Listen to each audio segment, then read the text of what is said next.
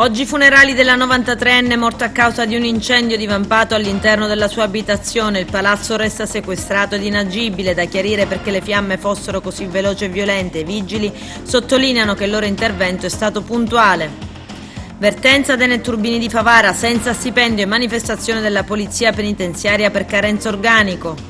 Negli ospedali agrigentini un nuovo servizio per le vittime della violenza di genere. Ripulita la foce del fiume Acragas, protagonisti semplici abitanti che non riescono a rassegnarsi al degrado di un luogo così bello.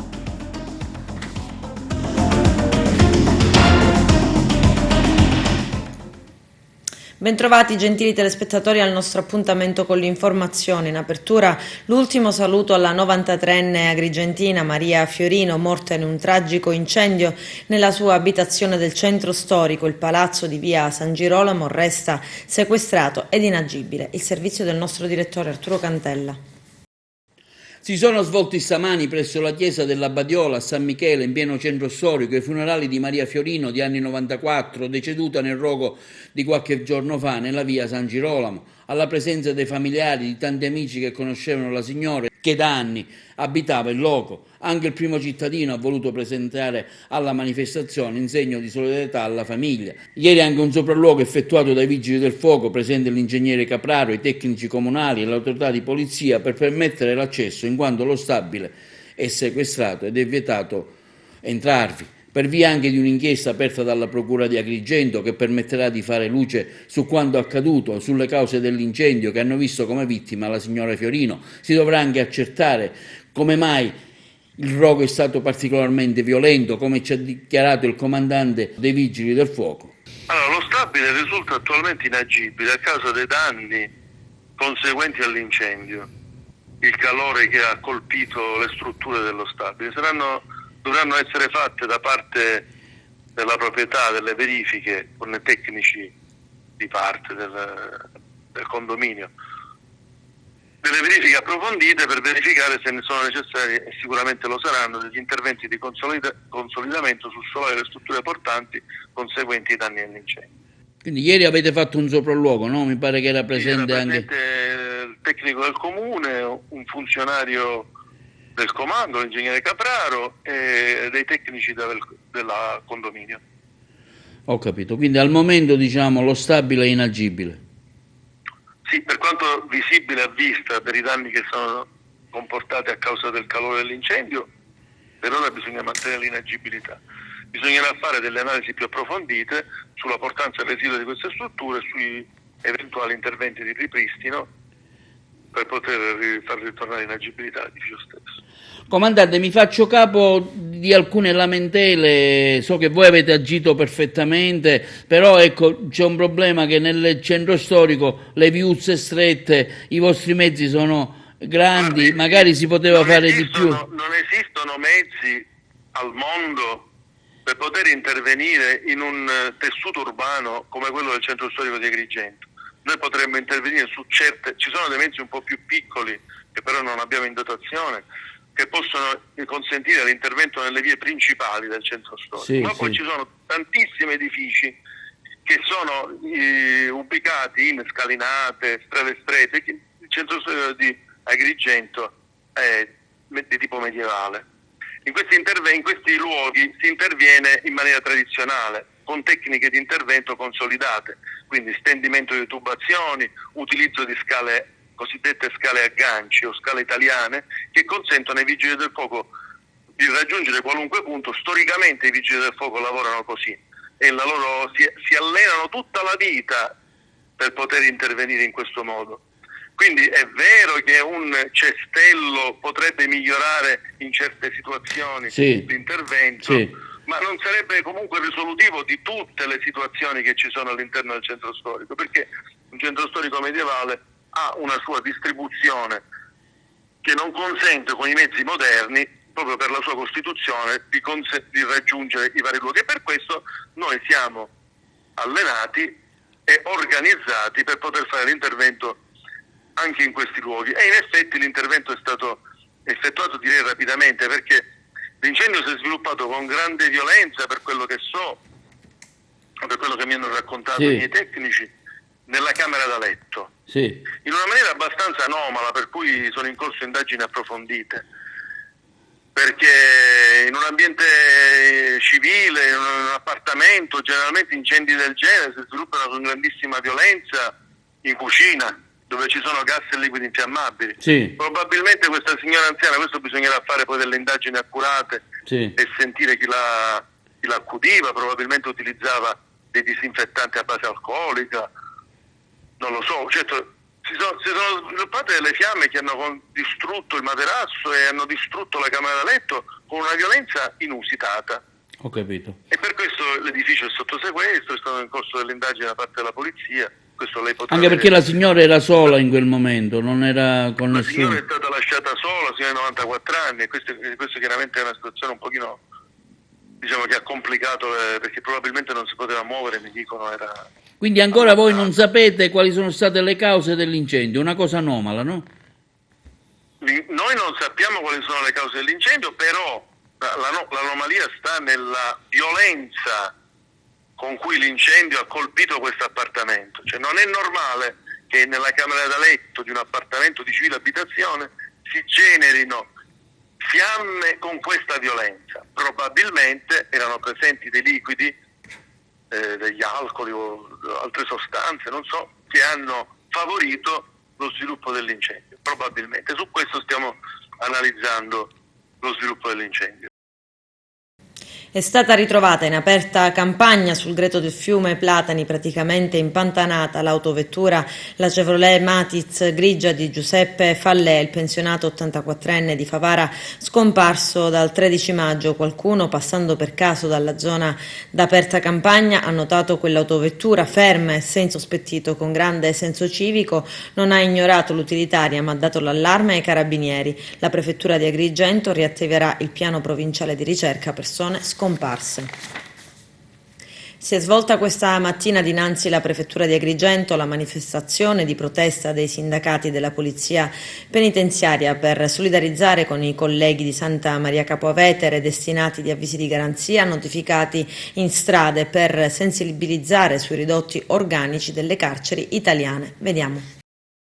Manifestazione di protesta stamane da parte dei rappresentanti sindacali della Polizia Penitenziaria davanti alla Prefettura di Agrigento per esprimere la solidarietà ai colleghi di Santa Maria Capua Vetere e denunciare l'abbandono del Ministro del Dipartimento. I vertici sindacali hanno chiesto oggi un incontro con il prefetto di Agrigento per consegnare un dossier sulla situazione carceraria esplosiva e grazie all'inerzia dei vertici governativi, dipartimentali e provveditoriali. Ma essenzialmente sono due. Ci tengo a precisare che la Polizia Penitenziaria oggi sta manifestando in segno di solidarietà nei confronti dei colleghi di Santa Maria Capua Vetere in tutti gli istituti penitenziari della Repubblica Italiana.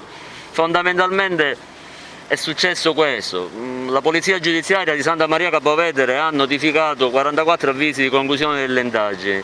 Ora, siccome la responsabilità penale è soggettiva e quindi con questa modus operandi non hanno fatto altro che cercare di, almeno questo è quello che noi percepiamo, umiliare un'istituzione, quale è il corpo della Polizia Penitenziaria. Potevano trovare sicuramente altre metodologie. In aggiunta a questo gridiamo come sempre che siamo stanchi di aspettare che qualche vertice del Dipartimento capisca le difficoltà in cui viviamo e che quindi prenda atto di questa situazione e porta i dovuti correttivi. Siamo stremati dalla fatica, non riusciamo più a starcene a casa serenamente perché siamo continuamente chiamati a dover operare all'interno del penitenziario. Insomma, una situazione che si aggrava di giorno in giorno. Ecco, essenzialmente sono queste le motivazioni per le quali oggi, anche oggi, siamo qui in piazza. Ecco, come diceva bene il collega, questa è un'iniziativa unitaria a sostegno e solidarietà dei colleghi di Santa Maria Capua Vetere dopo quello che è successo. Noi chiediamo a tutta l'Italia, alla politica e alle istituzioni di intervenire subito per l'emergenza carcere. Abbiamo trascorso nelle nei precedenti mesi situazioni di gravi difficoltà con l'emergenza Covid, il personale ha dato senso di responsabilità, si sono viste pubblicamente evasioni in quasi tutti gli istituti d'Italia. Abbiamo notato come la falla è uscita fuori, oggi non ci stiamo più perché abbiamo bisogno di sostegno e interventi urgenti e utili da parte della politica e delle istituzioni. Siamo qua per questo, speriamo che il prefetto ci riceva e manifesteremo a lui tutte le nostre dissolvenze. E affrontiamo la situazione di Agrigento, non solo Capo Vetere ma ad Agrigento, qual è la situazione? Allora, ad Agrigento la situazione è alquanto drammatica, in quanto i colleghi non riescono ad usufruire dei riposi settimanali, anche perché avendo una carenza di organico di almeno 40 unità non si riesce ad usufruire dei riposi settimanali. Siamo stanchi comunque di venire sempre qui in piazza a dover manifestare le problematiche del nostro corpo. Siamo l'unico corpo a manifestare come sempre nelle piazze, infatti se voi andate a guardare altri TG siamo sempre solo noi della Polizia Penitenziaria e questo ti dà molto rammarico, soprattutto per un corpo istituzionale come la Polizia Penitenziaria. Oggi giornata di proteste anche davanti la sede del comune di Favara. I netturbini al terzo giorno di sciopero chiedono il pagamento delle mensilità arretrate e minacciano di non tornare al lavoro se la situazione non subirà un'accelerata. Poi un incontro sulla vertenza si è svolto con il prefetto di Agrigento, Maria Rita Cocciufa. L'intervista ad Alfonso Buscemi della CGIL. Sentiamolo. Segretario, la troviamo qui in prefettura, come mai?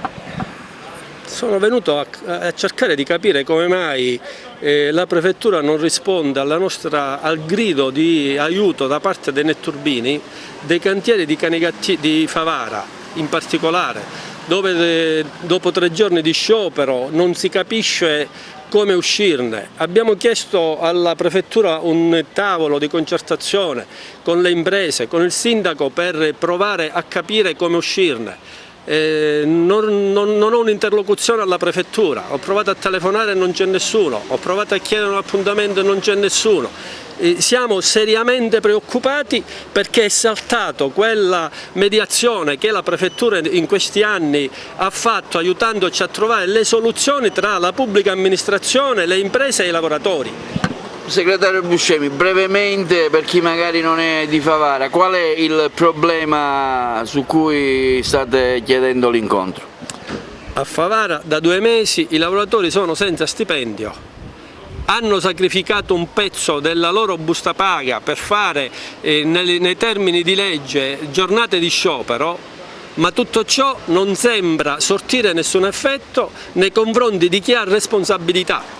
E allora abbiamo chiesto alla prefettura di farsi interprete di questo disagio dei lavoratori, dei cittadini di Favara, laddove pagano tasse esose e il servizio è sempre a singhiozzo e sospeso per gli scioperi. È una situazione intollerabile. La responsabilità è del comune o del raggruppamento delle imprese?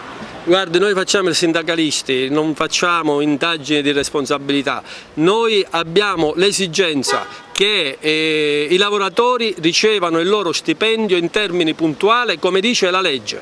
Dopodiché le imprese dicono che non hanno ricevuto i soldi dai comuni, i comuni dicono di non avere i soldi, a me non interessa. I lavoratori lavorano, danno un servizio alla collettività e devono essere pagati, non possiamo aggiungere disagi ai disagi. Emergenza sanitaria e crisi economica, il report della Banca Italia nel servizio di Lello Casesa. La crisi economica dopo il Covid-19 rischia di schiacciare ulteriormente la Sicilia in grosse difficoltà. Tra i settori maggiormente colpiti vi è il settore turistico e della ristorazione, che fa seriamente fatica ad andare avanti, ed anche il settore degli enti locali per le minori entrate tributarie versate dai contribuenti. È il quadro sintetico che esce fuori dal rapporto della Banca d'Italia che delinea la situazione della Sicilia, una situazione delicata che mette in pericolo la situazione economica. Un'impresa su 4 è a corto di liquidità, 1 su 3 nel settore turistico e ricettivo, con serie ed oggettive difficoltà finanziarie. Un mercato del lavoro debole, con pochi occupati, molti contratti a tempo determinato e brevi, una forte incidenza del sommerso che in Sicilia in appena 5 mesi ha fatto ricorso a 45 milioni di ore di cassa integrazione per i lavoratori. Ed anche per gli enti locali la situazione è veramente in crisi per le entrate che sfiorano il 50%.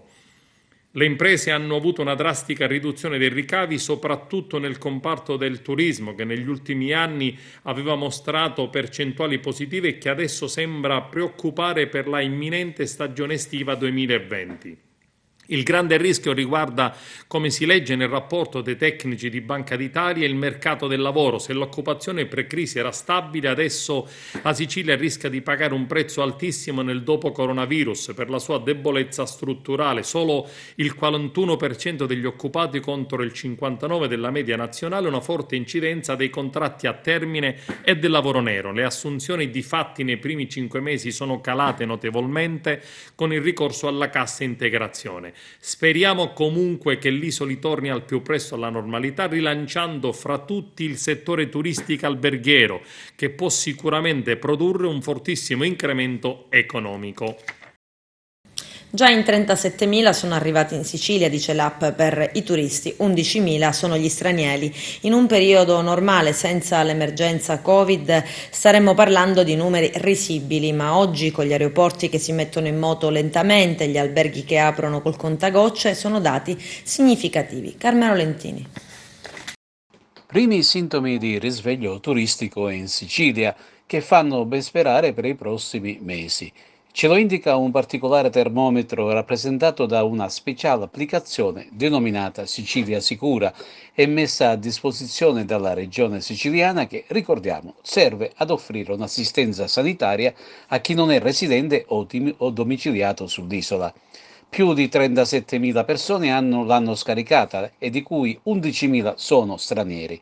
E ciò vuol dire che gli alberghi hanno iniziato a ricevere prenotazioni, anche se ancora troppo presto per parlare di tutto esaurito, come nelle scorse stagioni. Le zone più gettonate sono le città d'arte come Taormina, Palermo, Catania, Siracusa, ma anche Agrigento, dove i turisti hanno iniziato a farsi vedere nella Valle dei Templi. La strada da percorrere non dovrebbe essere così lunga, anche perché la Sicilia è una delle regioni dove non si registrano casi di positività e decessi. Anche per la sicurezza delle spiagge libere si stanno registrando delle interessanti iniziative. L'ANCI, ad esempio, ha chiesto ai circa 120 comuni ubicati sulle coste siciliane di compilare una speciale scheda con l'elenco dei varchi da vigilare e le risorse per controllare il flusso dei gitanti. C'è chi sta pensando a lanciare una speciale app per prenotare il posto in spiaggia, chi chiede aiuto ai volontari, chi si rivolge direttamente ai privati. Ad incoraggiare i turisti la sempre più concreta ed imminente opportunità che la Sicilia possa divenire una zona Covid-free, cioè a basso rischio. Tutto ciò è dovuto al processo di allineamento dei dati relativi all'emergenza coronavirus curato dall'Osservatorio epidemiologico dell'Assessorato della Salute in collaborazione con i dipartimenti di prevenzione delle ASP. In questa ultima settimana i soggetti attualmente positivi sono in totale 153 tra pazienti ospedalizzati ed in isolamento domiciliare. Gli uffici siciliani hanno trasmesso all'unità di crisi nazionale il dato allineato e fotografano l'andamento epidemiologico del coronavirus in Sicilia, che oggi risulta essere quasi da Covid-free. Una commissione parlamentare d'inchiesta per indagare sulla gestione dell'emergenza coronavirus in Sicilia è quella chiesta dal PD all'Assemblea regionale siciliana dopo le notizie relative al grossolano errore compiuto dalla regione nel conteggio dei dati relativi ai malati di coronavirus, un errore per eccesso, per fortuna, visto che dopo la correzione adesso l'isola è un passo dall'essere dichiarata territorio Covid-free. Lello Casesa. L'unica certezza da sottolineare è che fortunatamente il contagio nell'isola è ancora sotto controllo, con il dato attestato a quota 3.072 e 141 contagiati della settimana scorsa, ma tutto è comunque sotto controllo. A fine giornata, infatti, la dirigente generale dell'Osservatorio Epidemiologico di Liberty che striglia le ASP sulla comunicazione dei dati Covid-19 e l'ASP di Siracusa contesta l'ultimo bollettino della regione, una simpatica ed ordinaria disorganizzazione purtroppo tipica dalle nostre parti. La regione dunque invia in serata il primo bollettino dettagliato per provincia dopo l'errore dei dati su Palermo e Siracusa, che subito dopo spiegano l'arcano. Il dato regionale attribuito alla provincia di Siracusa non trova riscontro negli archivi informatici delle ASP di Siracusa, né tra i dati trasmessi da questa azienda sulla piattaforma dell'Istituto Superiore di Sanità. È probabile che l'attribuzione alla città aretusea possa essere scaturita dalla decisione da parte della regione di modificare i criteri di attribuzione. La dirigente ha diffidato le ASP a inserire tutti i tamponi sulle piattaforme regionali e su quella dell'Istituto di Sanità e ha annunciato alle aziende che ogni giorno verranno fatte delle verifiche tra le differenze tra le due piattaforme con la precisa direttiva di prendere provvedimenti. Storie di ordinaria amministrazione che creano solamente confusione, ma fortunatamente per l'isola la crescita del contagio è ancora sotto controllo. Codice rosa nei pronto soccorso della provincia di Agrigento per le vittime della violenza di genere. I dettagli nel servizio. Solo bianco, giallo e rosso, ma da adesso anche rosa. Si arricchisce l'iride nei triage dei pronto soccorso della provincia di Agrigento. È stata infatti approvata la procedura operativa per l'istituzione del codice rosa. Lo ha reso noto la parlamentare regionale di Diventerà Bellissima Giusy Savarino. Oggi aggiungiamo un nuovo ed importante tassello per il contrasto alla violenza di genere, spiega Savarino, con la firma della delibera con la quale è stato recepito il nuovo protocollo istitutivo del codice rosa. Ringrazio il direttore generale Alessandro Mazzara, il direttore sanitario Gaetano Mancuso e Mariella Di Grigoli, referente aziendale del Codice Rosa, per l'impegno profuso nel progetto e la collaborazione prestata. Serve massimo sforzo e sinergia per la tutela della donna e dei minori. È una battaglia che dobbiamo vincere, per questo attiviamo ogni canale di sensibilizzazione e strumento di tutela e prevenzione. La delibera dell'ASP nasce dalla necessità di dare attuazione ad un percorso sanitario unitario, assistito e prioritario in favore delle vittime di abuso sessuale o maltrattamento. Il codice rosa serve a dotare tutti gli operatori sanitari coinvolti nel percorso di riferimento chiari e precisi circa le fasi, le modalità di azione, le responsabilità e gli obblighi normativi. In questo modo si garantisce alle vittime discrezione, assistenza immediata e informazioni sulla rete di aiuto territoriale che può garantire continuità assistenziale. Il punto di forza del codice rosa, aggiunge Savarino, è il lavoro di task force, ovvero un gruppo operativo formato da personale sociosanitario, infermieri, ostetriche, medici, assistenti sociali e psicologi, magistrati, avvocati, ufficiali di polizia giudiziaria, forze dell'ordine e la rete dei centri antiviolenza e delle altre associazioni di volontariato. Attivando questa rete e coordinandola diamo una risposta concreta a tutte le vittime di violenza che si recano al pronto soccorso con il massimo riservo e la giusta sensibilità che quei momenti di dolore richiedono. Aria irrespirabile, apprensione per case e automobili nei dintorni. L'emergenza incendi non risparmia Porto Empedocle, teatro nelle scorse ore di un vasto rogo che ha devastato un'ampia zona di terra nei pressi dello stabilimento Italcementi. Le fiamme sono state alimentate dal vento e dalla sconfinata vegetazione spontanea mista ai rifiuti. Sul posto diverse squadre dei vigili del fuoco impegnati per ore ad estinguere le fiamme. Adesso c'è la pubblicità, tra poco vi aspetto. Volontari ripuliscono la foce del fiume Acragas di Agrigento. Il nostro direttore Arturo Cantella era lì, vediamo.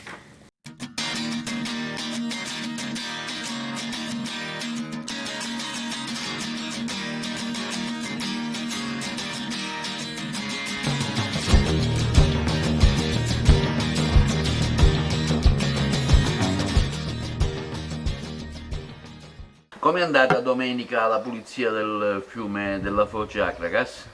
Sì, noi del Comitato per la promozione di Maddaluse come luogo del Cuore Fai eravamo lì non solo per ripulire dai rifiuti lasciati dai frequentatori della zona, quindi della foce del fiume e della spiaggia, ma anche per raccogliere le firme per promuovere Maddaluse come luogo del Cuore Fai. Nonostante la giornata fosse estremamente ventosa, c'era quasi quasi tempesta, e con i ragazzi della Trinaca siamo riusciti un po' a ripulire la foce, sia la parte a ponente che la parte a levante. Naturalmente, come dicevo, col vento estremamente forte che c'era, non siamo riusciti a pulire anche le piccole cose, non siamo riusciti a raccogliere tutto, però diciamo i grandi rifiuti e la maggior parte del lavoro è stato fatto. Abbiamo lasciato lì per l'Iseda, che verrà a raccogliere, ieri ha raccolto tutta la plastica, circa 20 sacchi, e oggi spero, anzi prossimamente, ancora oggi non ha raccolto, raccoglierà i copertoni, un grande serbatoio di plastica che abbiamo lasciato lì appunto per Iseda, per la raccolta di seda. Come comitato per la promozione di Maddalusa, luogo del Cuore Fai, abbiamo raccolto qualche firma. Ripeto, la giornata era ventosa e quindi anche l'afflusso dei frequentatori della zona, domenicali della zona, non è stata tanta, e abbiamo raccolto qualche firma. Ci sarà un nuovo appuntamento? Speriamo, sì, recupereremo questa giornata, faremo insieme anche ai ragazzi della Trinaca qualche altra iniziativa, spero sempre nella zona, e non demordiamo. Se è necessario raccoglieremo le firme per la promozione di Maddalusa come luogo del Cuore Fai, anche porta a porta a San Leone. Sicuramente i residenti saranno più che felici di promuovere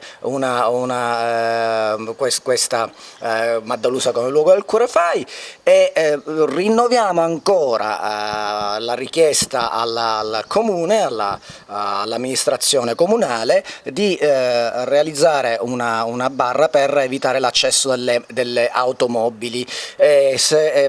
Penso che avvieremo una petizione online per raccogliere le firme per realizzare questa barra. L'attività svolta domenica pomeriggio è stata molto positiva. Inizio ringraziando tutti i nostri collaboratori volontari che hanno contribuito alla realizzazione di questo evento.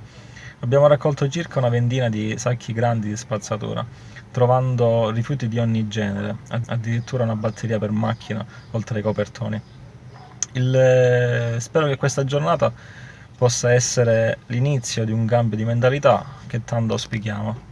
Stamattina stiamo procedendo a un'attività che facciamo da alcuni anni, è un'attività di citizen science, cioè attività scientifica svolta da comuni cittadini. I comuni cittadini sono i volontari e i soci di Legambiente in questo caso, ma anche persone che ci stanno aiutando, che abbiamo trovato in spiaggia, ed è un monitoraggio dei rifiuti spiaggiati, è fatto nel rispetto di un protocollo riconosciuto a livello comunitario, e restituisce quindi dei dati che sono utili a capire che tipo di inquinamento proviene dai fiumi, che tipo di inquinamento proviene dal mare e che tipo di inquinamento viene lasciato dai fruitori delle spiagge. È un'attività molto importante, è l'attività che sta alla base ad esempio di alcune direttive europee che sono partite appunto da questo monitoraggio fatto da Legambiente, che poi è stato presentato anche alle Nazioni Unite, attraverso il quale ad esempio sono stati banditi i cotton fioc, perché appunto attraverso gli anni ci si è resi conto che l'inquinamento prodotto dall'abbandono di cotton fioc che arrivavano al mare, cioè gettati nelle fognature urbane, poi venivano depositati in spiaggia. Attraverso questo tipo di monitoraggio si riesce a capire appunto che tipo di politiche bisogna attivare per contrastare l'inquinamento e soprattutto l'inquinamento delle microplastiche. Oggi ci troviamo qui nella spiaggia vicino alla foce del fiume Naro, dove appunto sto partecipando a questa importante iniziativa per il bene appunto della natura, dove ci troviamo a classificare tutti gli oggetti che troviamo nella spiaggia, in modo tale da dare quindi un'idea di quelle sostanze nocive che si trovano sopra la sabbia, che sono sia artificiali, venuti sia dal mare che dalla foce del fiume, quindi che provengono dall'entroterra siciliano. Vengo da Aragona e mi è piaciuto partecipare a questa iniziativa, un censimento per capire quali sono gli agenti inquinanti, i rifiuti che arrivano sia dal mare o dai fiumi. In questa azione abbiamo sezionato la spiaggia e abbiamo fatto un controllo a tappeto per proprio controllare ogni tipo di particolare dei rifiuti per capire qual è il nostro errore. Operazione antimafia Ateneo a Palermo, 10 arresti, gli indagati sono ritenuti a vario titolo responsabili di associazione per delinquere di tipo mafioso, estorsioni aggravate, furto aggravato, violazione delle prescrizioni imposte dalle misure preventive. C'è il servizio. Ogni volta che un boss mafioso torna in libertà, anche dopo aver scontato anni di detenzione e condanne, se non rompe con Cosa Nostra avviando un percorso di collaborazione con la giustizia, torna ad assumere esattamente il ruolo che aveva all'interno dell'organizzazione criminale prima di entrare in carcere. Un dato di fatto che emerge anche con l'ultima operazione dei carabinieri del comando provinciale di Palermo, che questa mattina hanno dato esecuzione ad un'ordinanza di custodia cautelare in carcere e agli arresti domiciliari emessa dal GIP del Tribunale su richiesta della DDA nei confronti di 10 indagati, 9 in carcere, 1 ai domiciliari, accusati a vario titolo di essere responsabili di associazione per delinquere di tipo mafioso, estorsioni aggravate, furto aggravato, violazione delle prescrizioni imposte dalle misure preventive. L'operazione, denominata Ateneo, coordinata dal procuratore aggiunto Salvatore De Luca e dai sostituti Francesco Gualtieri e Amelia Luise, è indubbiamente un duro colpo nei confronti del mandamento mafioso di Palermo, di San Lorenzo e Tommaso Natale, ed è la prosecuzione delle operazioni Oscar del 2011, Apocalisse del 2014 e Talea del 2017, che avevano portato in carcere capi e gregari del mandamento, con Francesco Paolo Liga, figlio dello storico boss Salvatore Liga, detto Utateneddu, poi affiancato a partire dalla sua scarcerazione avvenuta nell'ottobre 2015 da Giuseppe Biondino, figlio di Salvatore, l'autista di Totorina, arrestato di nuovo nel gennaio 2018. Stavolta a finire nuovamente in carcere per la terza volta in 3 anni è il boss Giulio Caporrimo, tornato libero nel 2019 e che avrebbe ripreso il controllo del mandamento. Il periodo di riferimento delle indagini è quello che va dal febbraio al settembre 2017, perché dopo il primo arresto era stato destinatario di un nuovo provvedimento restrittivo. Da quel momento in poi le redini del mandamento mafioso sarebbero state prese da Nunzio Serio, anche lui poi arrestato nel maggio 2018. Proprio in quel mese si sarebbe riunita per la prima volta dopo l'arresto di Salvatore Riina la ricostituita commissione provinciale di Cosa Nostra Palermitana, con la partecipazione di Calogero Lo Piccolo, nuovo rappresentante del mandamento di Tommaso Natale.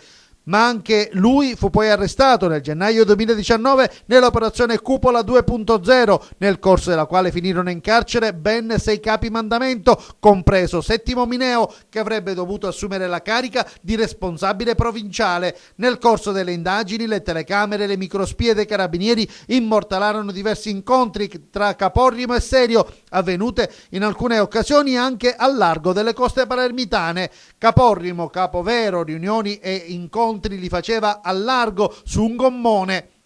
Ciò non ha impedito agli investigatori di seguirlo passo passo con telecamere e microspie. È stato anche immortalato mentre dava un bacio in bocca ai suoi collaboratori più stretti, un segno ormai riconosciuto come un vero e proprio segno di investitura. Grazie alle intercettazioni è emerso il suo lamento per la presenza delle moto d'acqua che scorazzavano nei pressi di Sferracavallo. Il capomafia raccontava di essere intervenuto personalmente nei confronti di alcuni di loro, originari dei quartieri di Brancaccio e del Pagliarelli, i quali, riconoscendolo, avevano tenuto un comportamento ossequioso, tanto da essere subito spostati sulla zona di Mondello, perché a Sferracavallo c'era lo zio in porto. Questa notte i carabinieri del comando provinciale di Palermo hanno eseguito una misura cautelare emessa dal GIP del Tribunale di Palermo su richiesta della Direzione Distrettuale Antimafia nei confronti di 10 persone che sono ritenute a vario titolo responsabili di associazione mafiosa ed estorsioni consumate e tentate nei confronti di imprenditori edili con il metodo e le finalità mafiose.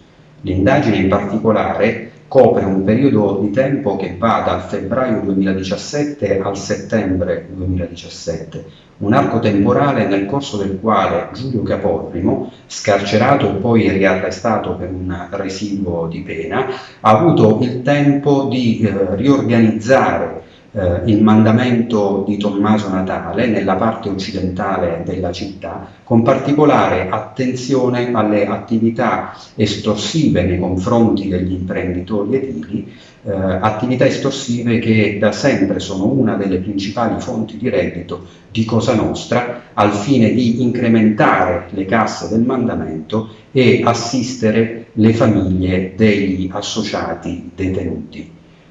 Mafia, confiscati beni per 250.000 euro al cognato di Matteo Messina Denaro. Vediamo. La direzione investigativa antimafia di Trapani, coordinata dalla Procura della Repubblica di Marsala, ha eseguito la confisca di beni per un valore di 250.000 euro nei confronti del pregiudicato Gaspare Como, commerciante di Castelvetrano e cognato di Matteo Messina Denaro, attualmente detenuto per associazione a delinquere di stampo mafioso.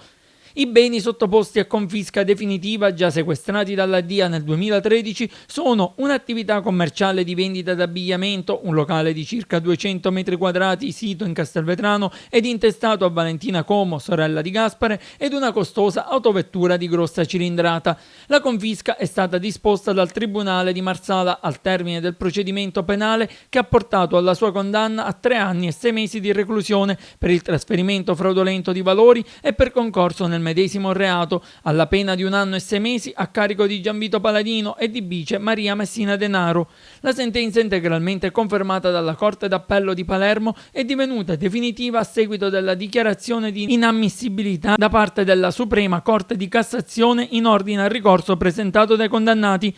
Le attività investigative hanno svelato come Gaspare Como, mentre stava scontando la misura della sorveglianza speciale di pubblica sicurezza, dopo aver espiato una lunga detenzione in carcere, avesse avviato una fiorente attività commerciale e continuato a fare investimenti in beni mobili e immobili, nonché in aziende, intestando tutto a terze persone nel tentativo di sottrarsi all'applicazione delle misure di prevenzione patrimoniali.